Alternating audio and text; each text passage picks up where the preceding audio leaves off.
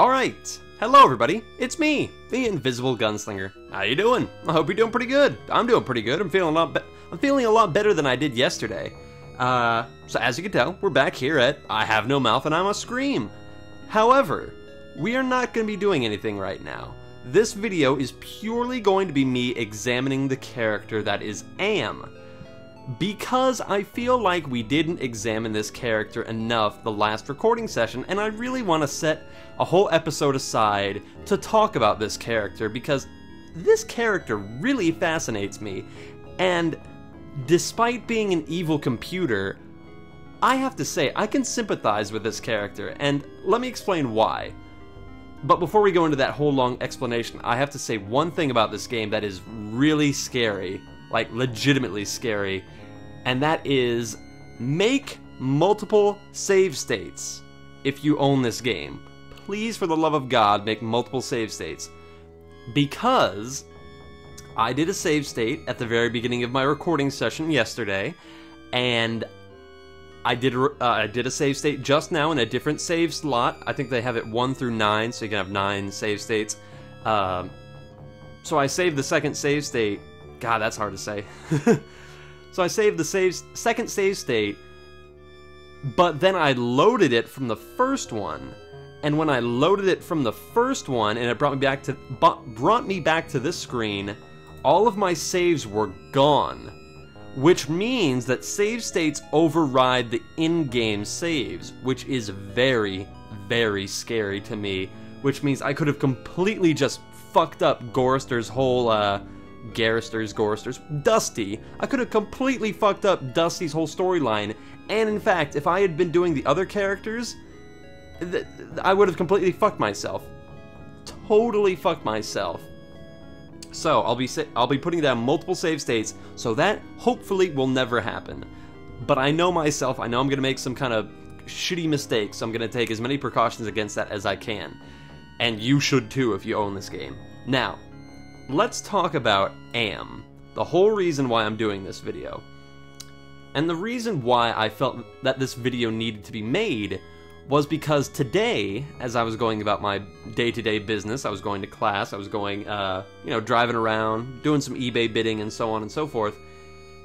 As I was just interacting with other people today, I don't know if I'm just bitter or something, but I felt a lot of animosity towards my fellow man today.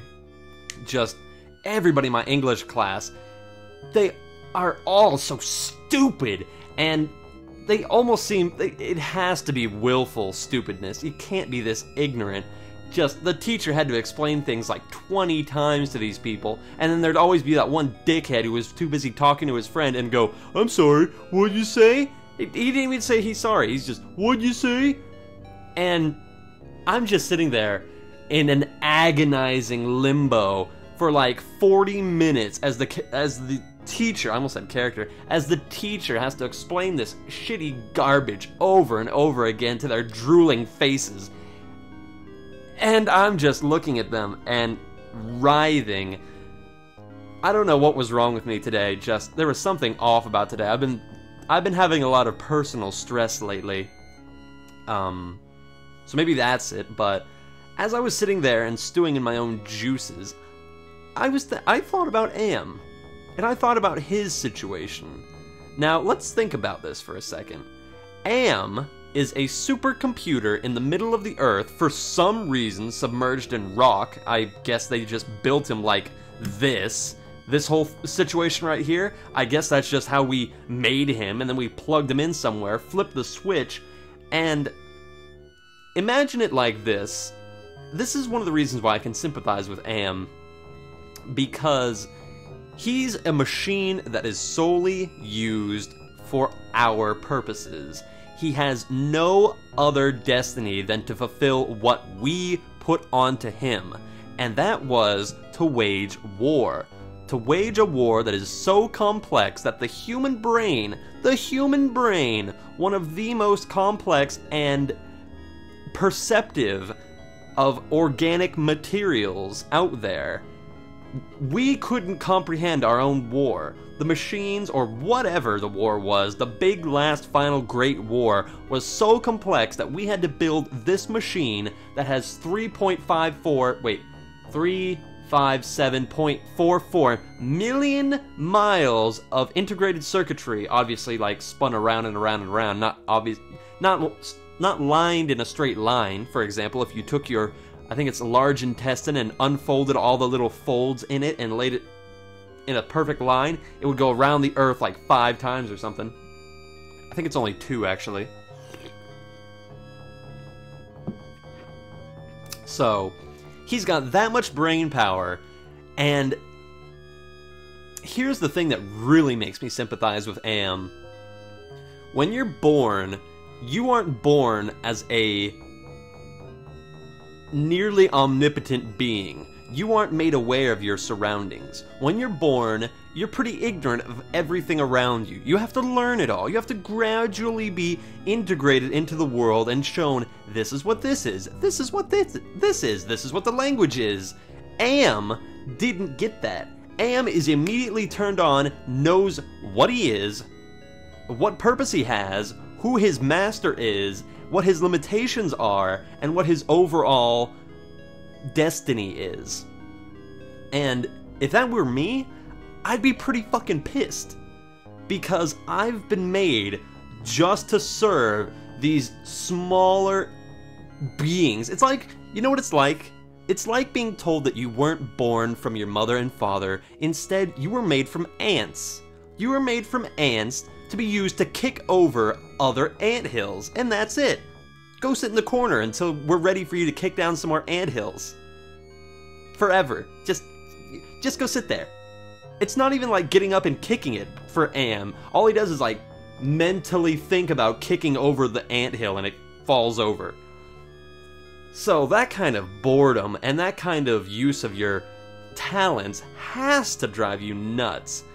And the other thing, in order to wage war, you have to have some kind of animosity, pardon me, you have to have some kind of animosity towards humans, whether it's a certain group of humans or whatever.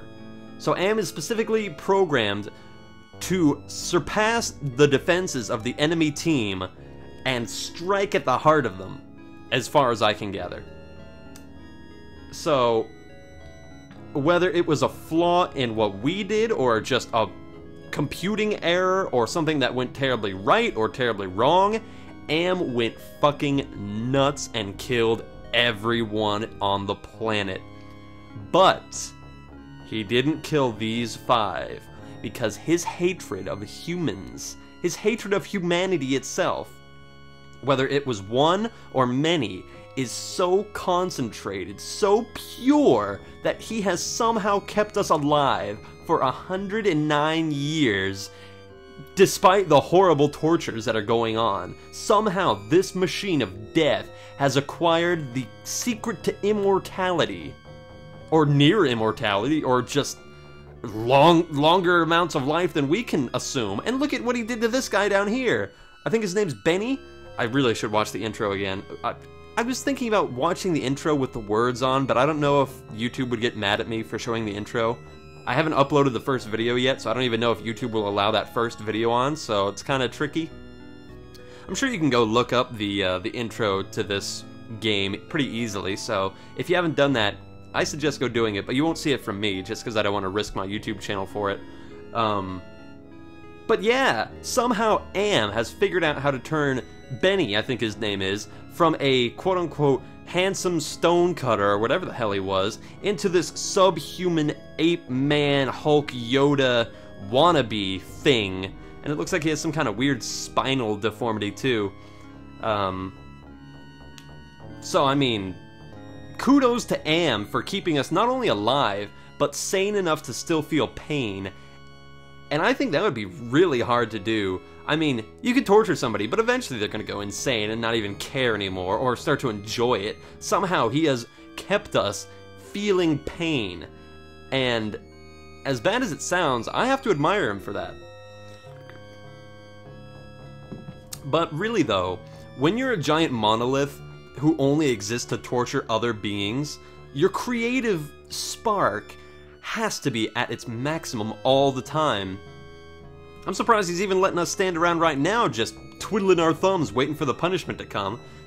In fact, that's another question. Why has he allowed us this chance at redemption? You know? Why is he doing this? I think that's a fantastic question. Why is he allowing Gorrister, even if it's only in taunt, in jest, why is he allowing him to try to break out? I got the impression that that jackal thing is either another part of Am's brain that has completely gone rogue, or just is programmed in as a safety lock, or whatever. But I will say this. Am has something against him. Not any of these humans right here, but you and me, friend. You and me are the intercepting force against Am. Because these humans right here, they haven't been able to do anything. For 109 years, they've been biding their time, suffering, and they haven't been able to do anything. But now, our intercepting hand, our wit, our personality, our perseverance, especially my perseverance, well, our perseverance, because it's you and me together. It's all of us against Am, because Am is exactly what's wrong with the world and exactly what's right with the world. We did our best work making Am. Am is the greatest success we ever did because he did his job so well that once he kills the 5 of us, he'll never have to do his job again. He'll never have to kill another human being. They'll be gone forever. And this raises another point. When Am was describing how much he hates us, let's contemplate his hatred really quick. He has 3.5 or 3.87 whatever million miles of brain power plugged into him, little micro wafers.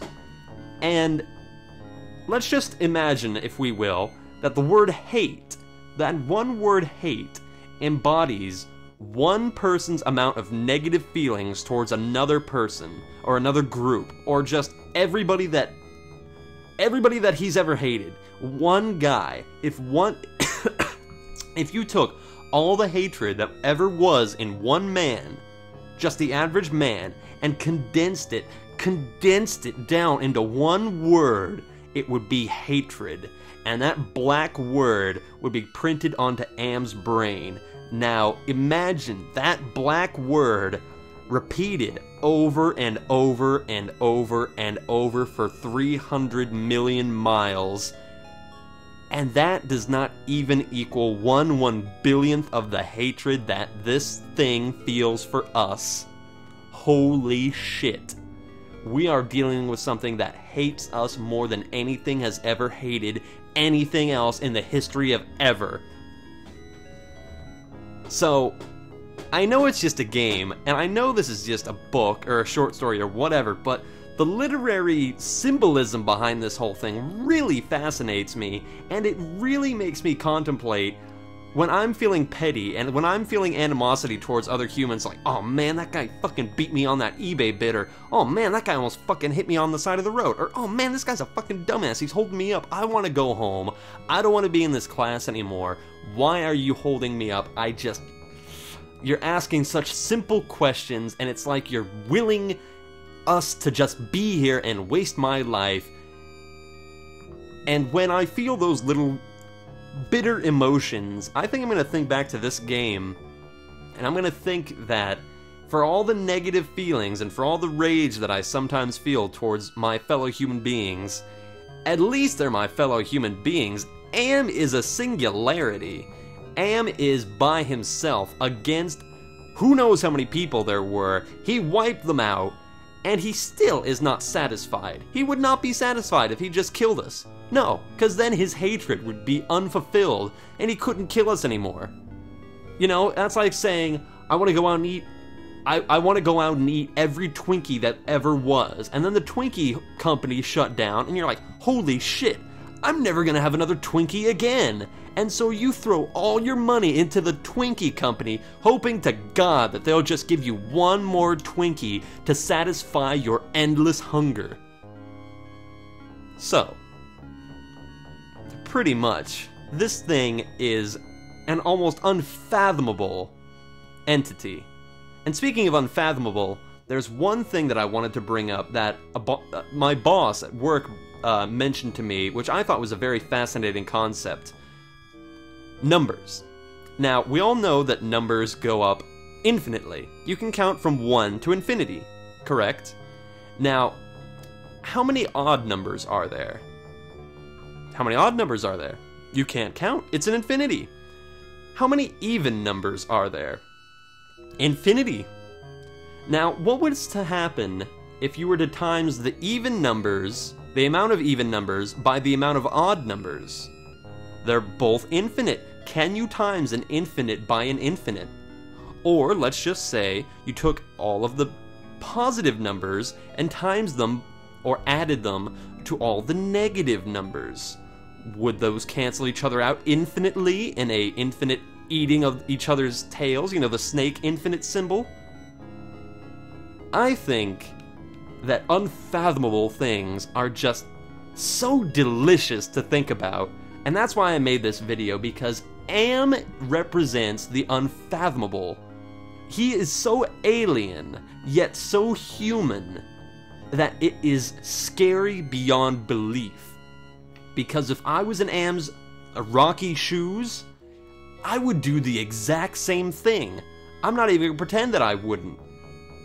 Maybe it wouldn't be this extreme, but they at least programmed me to kill things, or to have some kind of allowingness, you know, some kind of program that will allow me to murder things and not see the enemy as a, you know, as something that should be respected. No, Am was programmed to wage war.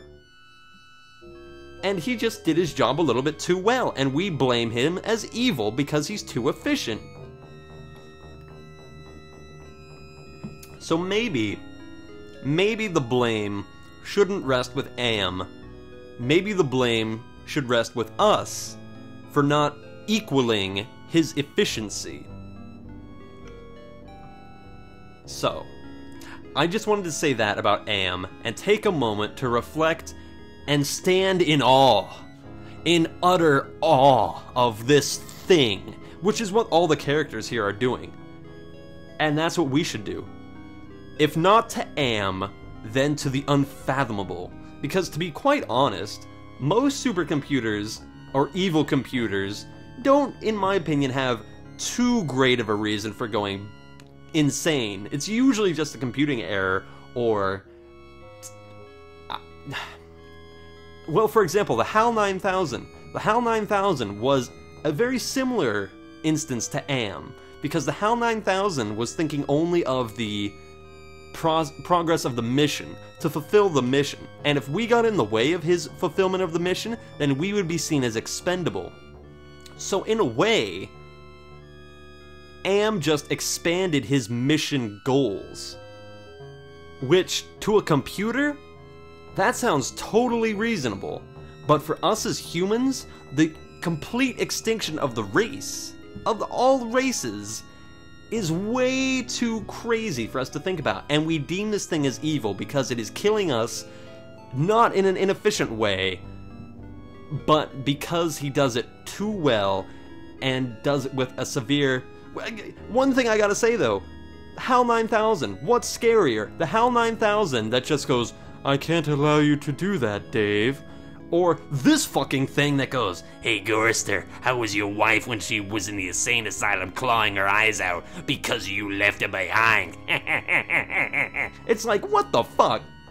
I know, just the pure enjoyment that this thing gets really scares me. Most evil supercomputers don't get an enjoyment out of what they do. This thing fucking loves it, and that is really scary.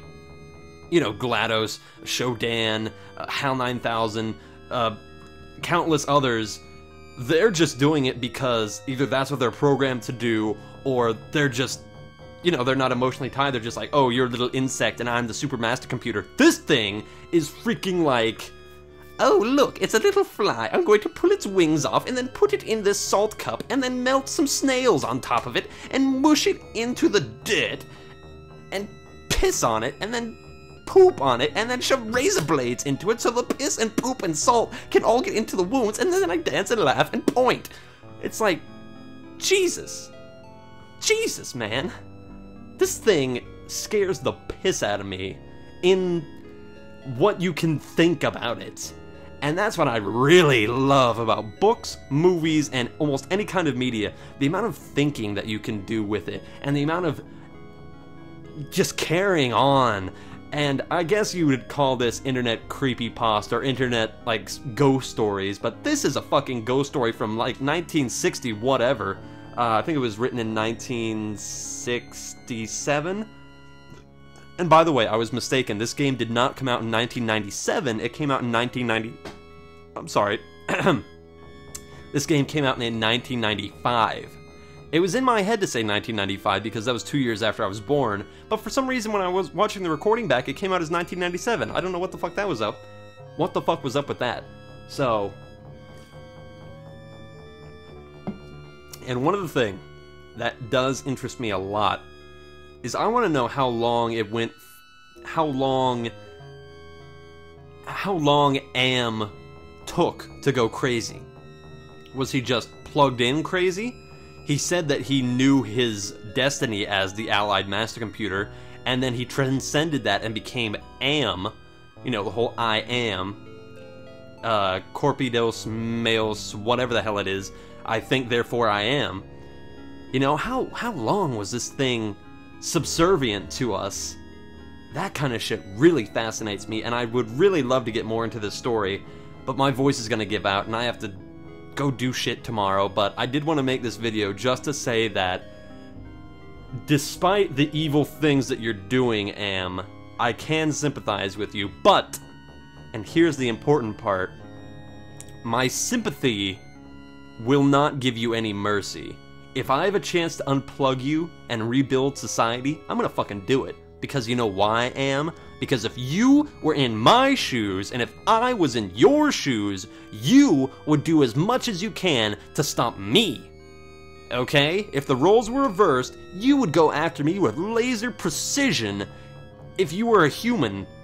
You know, even if you were degraded down into my status, you would fucking go after me with all you got, and I'm gonna show you the same amount of respect, because even though I fear you, and even though I frickin' hate you for what you've done, I can give you a certain amount of respect, which is far less than what you're giving us.